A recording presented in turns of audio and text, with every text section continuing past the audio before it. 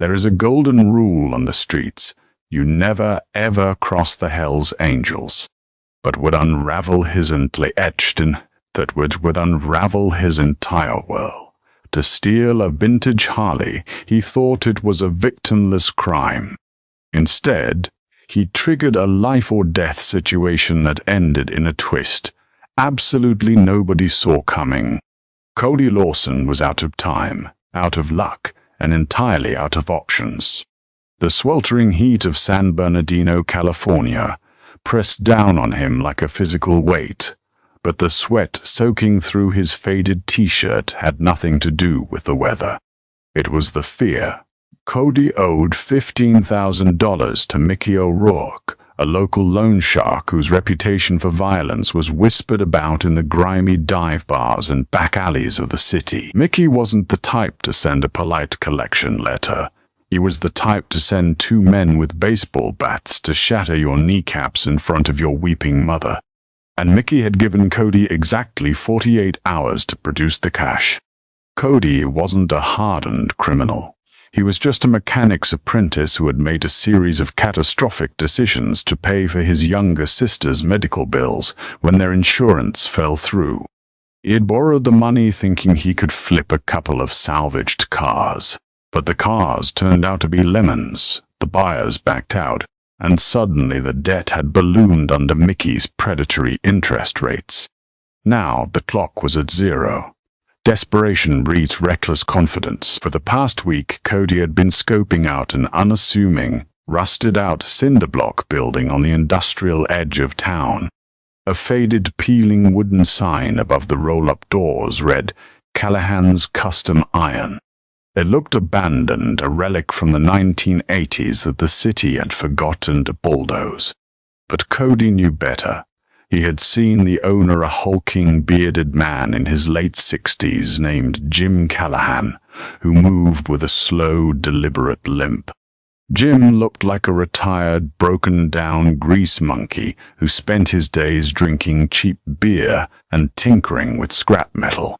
But Cody had peeked through a crack in the frosted, grimy glass window of the garage 3 days ago and seen the prize. Sitting under a heavy canvas tarp in the center of the shop was a fully restored, custom-built 1947 Harley-Davidson knucklehead. The chrome gleamed even in the dim light, the cherry-red paint job flawless. A bike like that, pieced out or sold quietly to the right underground collector in Los Angeles, was easily worth $40,000. It was Cody's ticket out of hell.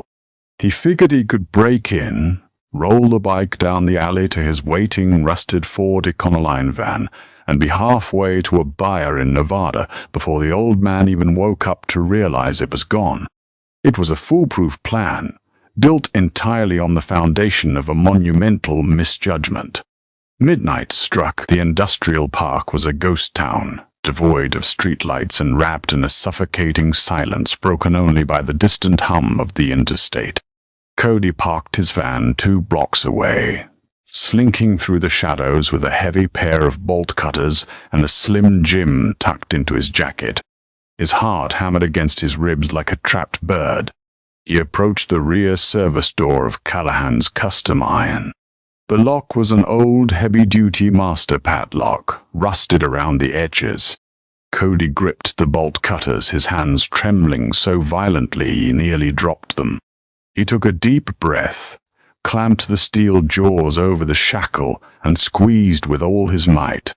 The metal groaned, resisted, and then yielded with a sharp snap that sounded like a gunshot in the quiet night. Cody froze, pressing his back against the rough cinder block wall, waiting for alarms to blare or a guard dog to start barking.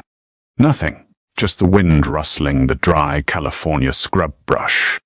He pushed the heavy steel door open. The hinges whined softly. Cody stepped inside, closing the door behind him to plunge himself into absolute darkness. The air was thick with the intoxicating masculine scent of heavy motor oil, stale tobacco, welding gas, and aged leather. He pulled a small penlight from his pocket, clicking it on.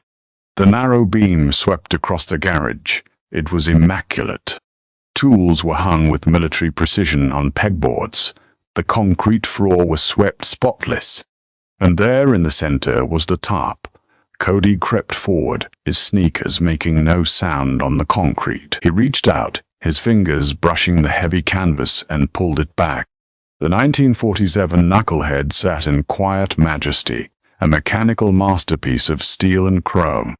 Cody ran a hand over the handlebars, feeling a momentary pang of guilt for stealing such a beautiful machine from the old man.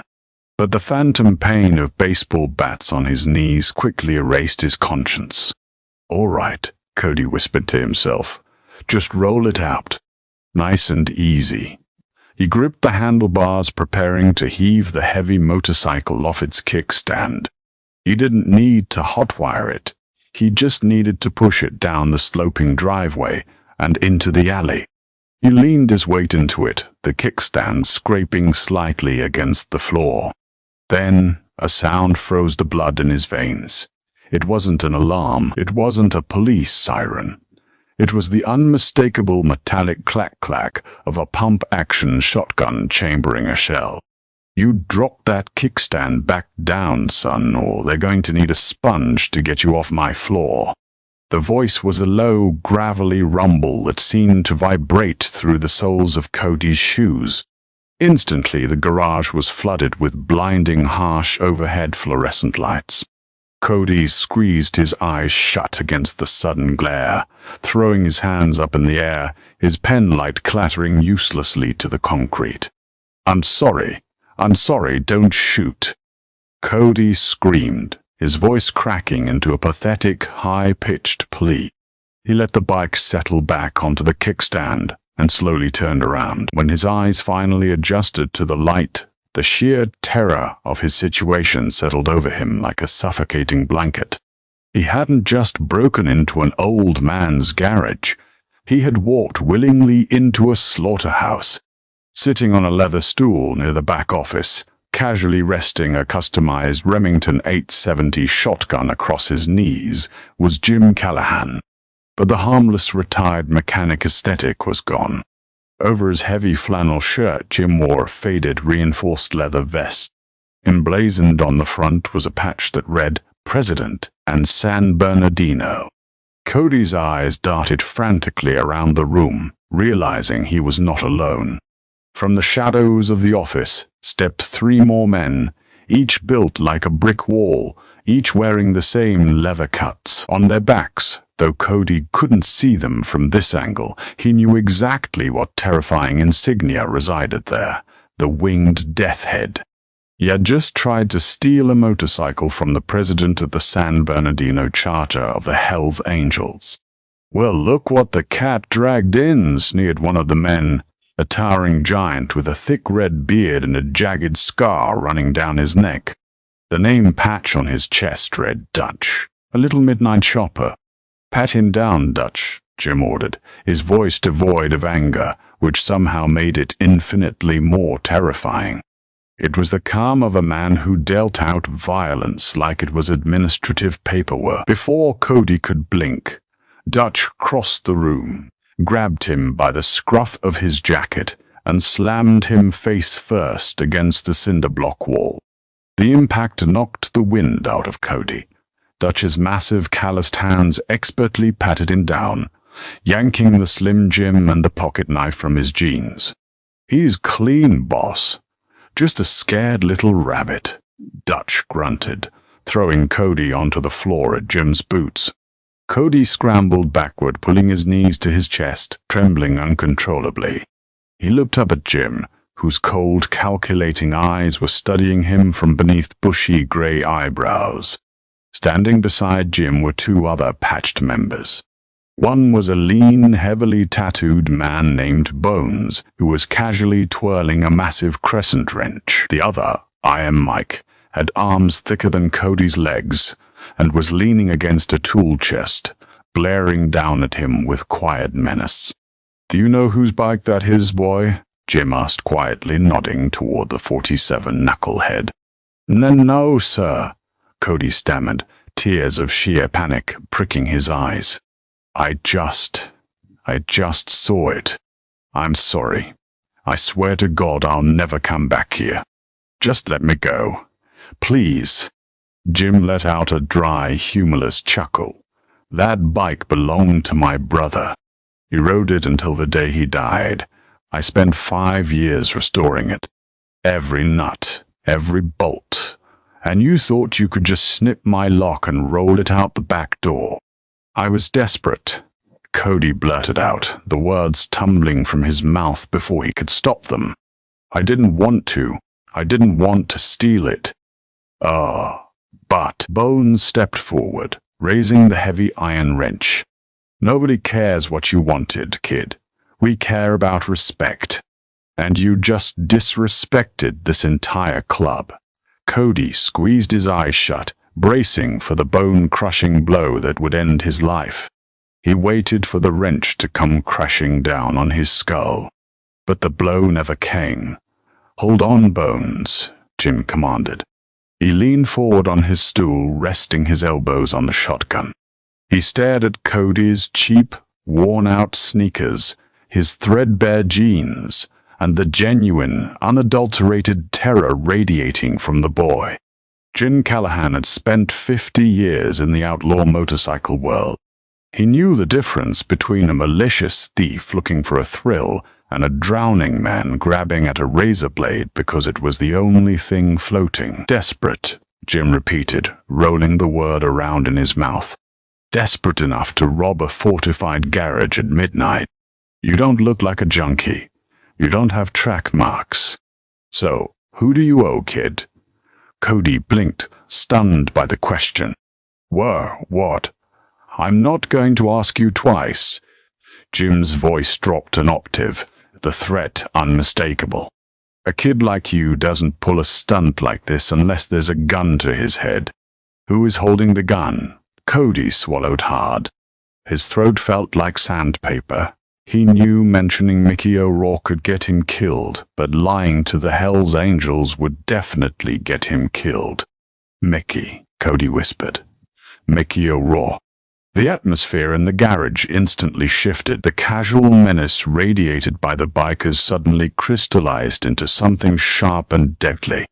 Dutch stopped leaning against the wall. Bones lowered his wrench. Jim's eyes narrowed into dangerous slits. "The snake?" Iron Mike spoke for the first time, his voice a deep, resonant bass. He looked at Jim, that Irish scumbag. "You owe Mickey the snake?" Jim asked, standing up slowly. Despite his limp, he commanded the room like a 4-star general. "How much?" 15,000, Cody choked out. "For my sister's medical bills. The interest. It just kept piling up. He told me if I didn't have the money by tomorrow morning, he was going to send his guys to my mother's house to hurt us." Jim walked over to the vintage Harley, running a calloused hand affectionately over the leather seat. He looked at the bike, then back down at the terrified teenager on his floor. The Hells Angels had a long, complicated history in San Bernardino, but one thing was absolute. They despised Mickey O'Rourke. Mickey was a bottom feeder, a ruthless loan shark who poisoned the working-class neighborhoods, ruined families, and operated with a slimy arrogance that rubbed the club the wrong way. Mickey had recently crossed a line by trying to extort a local bar owner who happened to pay protection to the Angels, and the club had been looking for a quiet, clean excuse to dismantle his operation without starting an all-out street war that would bring the DEA down on their heads. Jim looked at Cody, the gears turning in his veteran mind. A slow, terrifying smile crept across his weathered face. "Kid," Jim said, resting the barrel of the shotgun on the concrete floor, "you came in here tonight expecting to steal my bike. Instead, you just applied for a job." Cody stared at him, bewildered. A job?" "Get him off the floor, Dutch," Jim ordered. Dutch grabbed Cody by the collar, hauling him roughly to his feet. Cody swayed, his knees weak. "We're going to make a deal, Cody," Jim said, stepping into the boy's personal space. The smell of tobacco and danger wafted off him. I am not going to bury you in the desert tonight. In fact, I am going to help you solve your little $15,000 problem, but in exchange, you are going to help the Hells Angels set a trap for Mickey O'Rourke. And if you cross us or if you run, Jim tapped the barrel of the shotgun against Cody's chest. There isn't a hole deep enough on this earth for you to hide in. Do we have an understanding? Cody, realizing he had just traded one death sentence for a seat at the devil's table, could only nod his head. Good, Jim grinned, looking back at his men. Boys, rack your weapons. We're going to pay a visit to the Snake. The air inside the garage had grown thick with cigarette smoke and a cold administrative tension. For the next hour, Jim Callahan transformed from a retired mechanic into a seasoned tactician. He unrolled a faded topographical map of San Bernardino County across a greasy workbench, weighing down the corners with spark plugs. The other angels, Dutch, Bones, and Iron Mike, gathered around, their faces carved in grim concentration under the flickering fluorescent lights. Cody stood awkwardly at the edge of the circle, nursing a cup of black coffee that Dutch had shoved into his trembling hands. Mickey the Snake is arrogant, but he isn't stupid, Jim rasped, tapping a thick finger on an abandoned industrial sector near the edge of the city limits. He won't meet you on our turf, and he won't meet you in public if he thinks you have stolen property. So you give him a location that feels like a criminal's sanctuary. The old Santa Fe rail depot. It's been dead since the 90s. Plenty of shadows, plenty of exits. He'll feel safe there. Cody swallowed hard, his throat dry. And what exactly am I telling him? Jim looked up, his eyes locking onto Cody's with piercing intensity. You are going to tell him that you hit the jackpot. You tell him you broke into a private lockup and stole a pristine 1947 Harley knucklehead. You tell him it's worth 50 grand easy, and you'll trade it straight up for your $15,000 debt and your sister's safety. Mickey is a greedy bastard. He won't be able to resist taking a $50,000 bike for a fraction of the cost, especially from a desperate kid he thinks he can bully. But what if he just takes the bike and kills me anyway? Cody asked, voicing the icy dread that was pooling in his stomach. Iron Mike let out a low, menacing chuckle from the shadows. That's the point, kid. He's definitely going to try and kill you. But he has to get through us first. Under Jim's strict supervision, Cody dialed Mickey's number from a burner phone.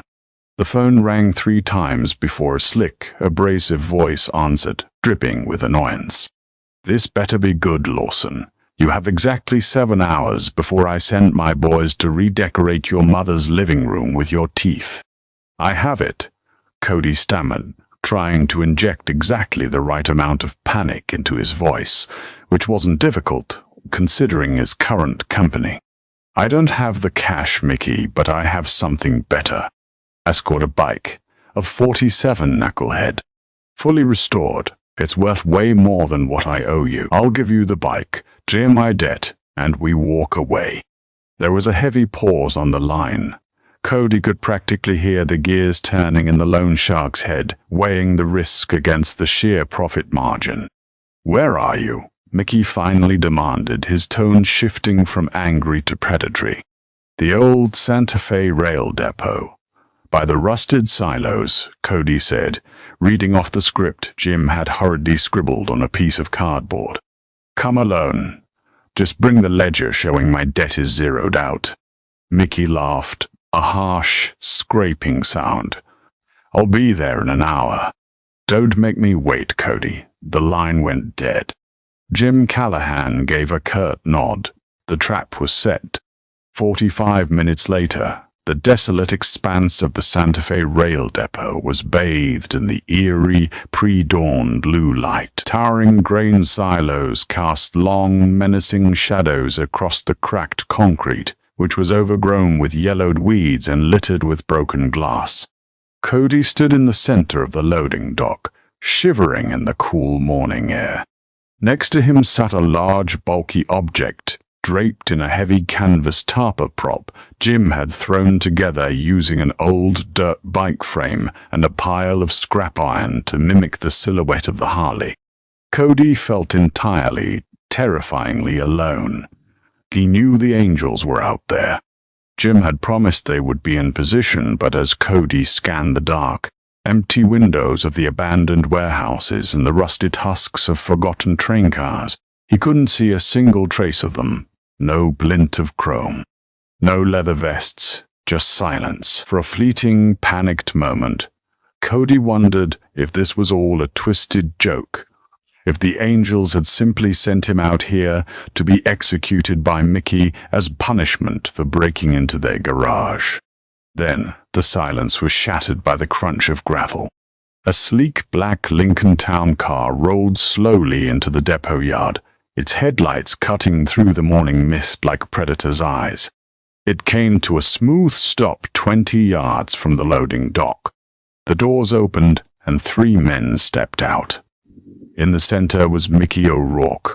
He wore a cheap, flashy suit that didn't quite hide his expanding waistline, his hair slicked back with too much grease.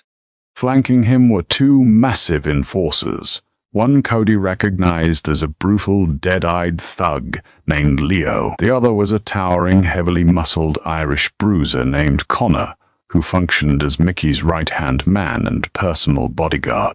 Connor carried a heavy metal baseball bat, tapping it rhythmically against his palm. "Well, well, well," Mickey sneered, walking forward with a swagger of absolute unearned confidence. He stopped at the edge of the loading dock, looking from Cody to the tarp-covered shape. "You actually pulled it off, kid. I didn't think you had the spine to steal a candy bar, let alone a classic chopper." "I told you I'd get you paid," Cody said, his voice trembling despite his best efforts to hold it steady. "I want my ledger. I want the paper saying my debt is gone." Mickey smirked, pulling a folded piece of paper from his suit jacket and waving it in the air. "Right here, Cody. All your sins forgiven." "Let's see the bike." Cody stepped back. "Toss the paper first." Mickey's smile vanished, replaced by a look of sheer, venomous contempt. He nodded to his men. "Leo, Connor, show this little rat why he doesn't give me orders. Break his legs, then load the bike into the trunk." Cody backed up against the rusted, corrugated metal of the warehouse behind him, his heart hammering in his throat. Leo stepped forward, cracking his knuckles while Connor raised the baseball bat, a cruel smile playing on his lips. "Wait, the deal." Cody screamed, closing his eyes. "The deal was you die and I take the bike anyway." Mickey laughed. "Did you really think you were walking out of here?" Before Leo could take another step toward Cody, the air in the depot practically exploded. It wasn't gunfire. It was the deafening, synchronized roar of heavy V-twin engines. From behind the rusted train cars, from the alleys between the warehouses, and from the shadowy loading bays, they emerged. A dozen customized Harley-Davidsons roared into the open clearing, their headlights blinding Mickey and his men.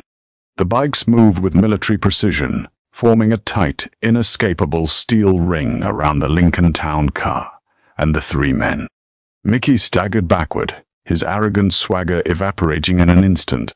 Leo froze, his hands dropping to his sides, his eyes wide with sudden, overwhelming terror. The engines cut out simultaneously, leaving a ringing silence that was somehow more intimidating than the noise. The bikers kicked down their stands and dismounted in perfect unison.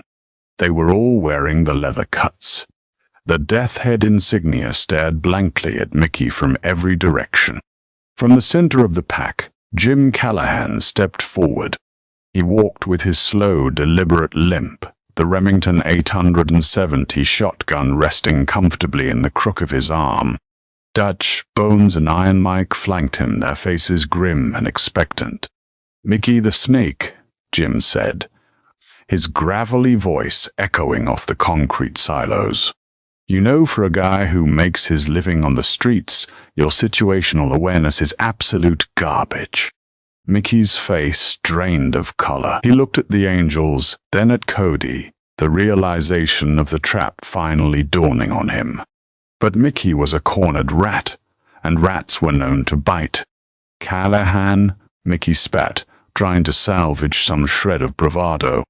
"This isn't your business. This kid owes me money. Legitimate debt. You angels step out of line here, and you're starting a war you don't want." Jim let out a dry, booming laugh that caused Dutch and Bones to smirk. "A war? With who, Mickey?" "You and these two rent-a-thugs. You've been a cancer in this town for too long, extorting our bartenders, leaning on working families. The club had a vote last night. Your charter in San Bernardino is officially revoked. You think you can just muscle me out?" Mickey shrieked, his hand darting toward the inside of his suit jacket for his pistol. He glanced frantically at his right-hand man. "Connor, pull your piece. Blast this old crickle." Connor, the massive Irish enforcer, smoothly reached into his waistband and drew a heavy Colt .45. But he didn't aim it at Jim Callahan. With a swift, fluid motion, Connor pressed the barrel of the pistol directly against the base of Mickey O'Rourke's skull. Mickey froze, his hand still inside his jacket. He didn't dare breathe. "Connor, what the hell are you doing?" he whispered, his voice cracking with utter disbelief. Connor didn't answer Mickey. Instead, he looked directly at Jim Callahan and gave a respectful nod. "Area is secure, boss. Leo is unarmed.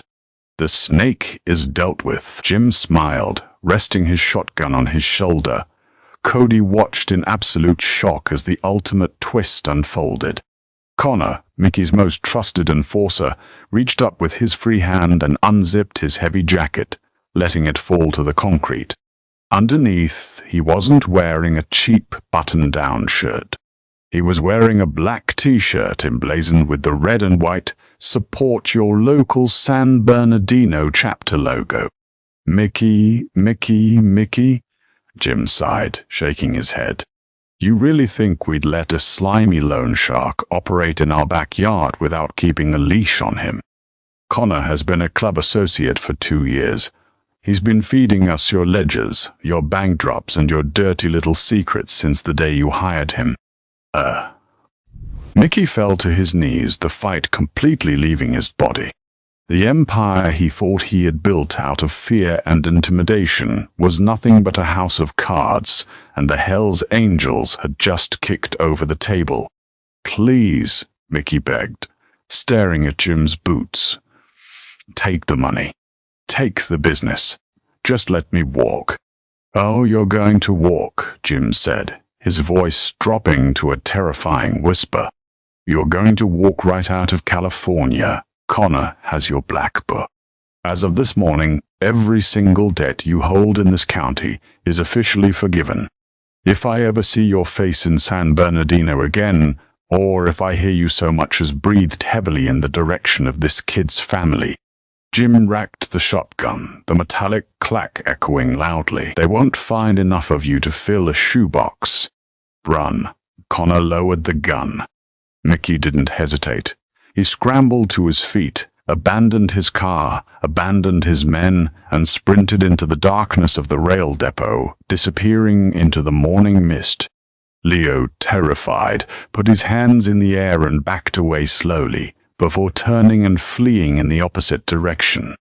The depot was quiet again. Jim Callahan turned to look at Cody, who was still pressed against the warehouse wall, pale and shaking. Jim walked over, pulled the folded piece of paper Mickey's ledger from where it had fallen on the ground, and shoved it into Cody's chest. "Your debt is clear, kid," Jim said strictly. "Your sister is safe. But let me make one thing crystal clear. You get a second chance today. You ever try to steal from me, or anyone else in this town again, and I won't be sending you to a rail depot. I'll handle you myself." Cody clutched the paper, tears of overwhelming relief streaming down his face. "I won't. I swear to God, Mr. Callahan, thank you. Thank you so much. Don't thank me, Jim grunted, turning his back and walking toward his motorcycle. Just be smarter. The Hells Angels mounted their bikes. With a deafening roar, the pack peeled out of the depot, leaving Cody Lawson standing alone in the sunrise, a free man who had survived a collision with the most dangerous men in California. Did this wild story of street justice keep you on the edge of your seat? If you loved this insane true-life twist, hit that like button right now. Don't forget to share this video with your friends to see their reaction to the Hells Angels stepping in. Subscribe to the channel and ring the bell so you never miss another unbelievable, high-stakes story. Drop a comment below